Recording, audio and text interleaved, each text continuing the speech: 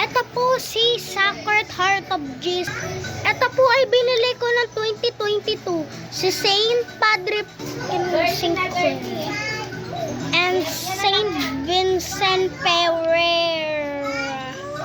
And ito po yung kamay ni Jesus. Binili ko po ng piyesta ng Saint. Ito po yung Nazareno na binili po din po ng piyesta. Ito po yung Miraculous Medal na binili po. Binigay na po sa amin na aming kapit.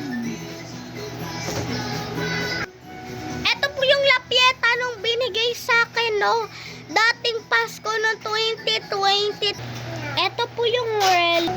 Ito naman po yung Our Lady of Lourdes na binigay sa akin ng mama ko. Pinang-ambagan po ito ng lolo. Yung crucifix na binili ko po sa simba. Ito naman po yung si Saint Benedict. Ito naman po si Saint Rocco.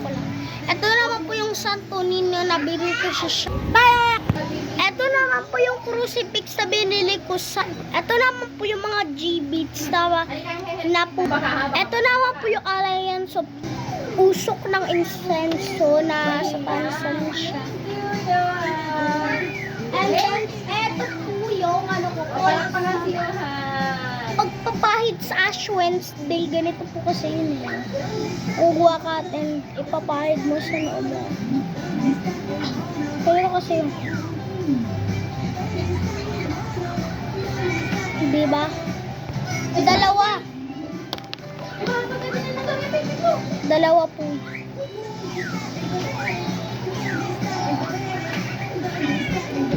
And then, meron din tayong rosary.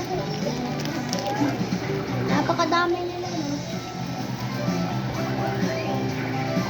Itong pa.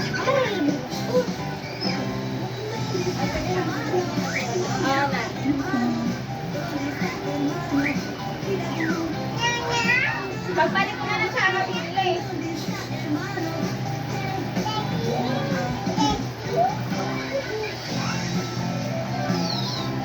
Si Miraculous po niya.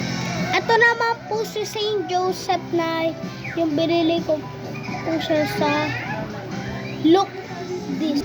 Crucifix na binigay sa akin ng pap. Ito naman po si Divine Mercy kasama niya si Sacred Heart of Jesus.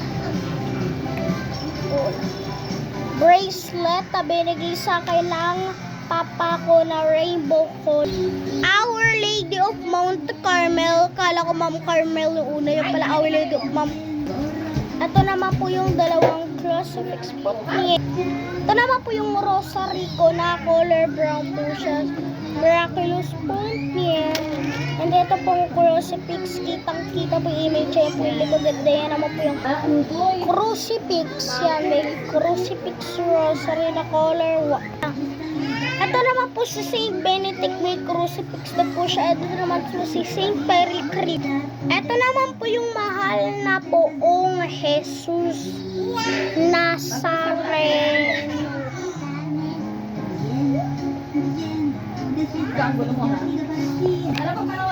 And this is my son.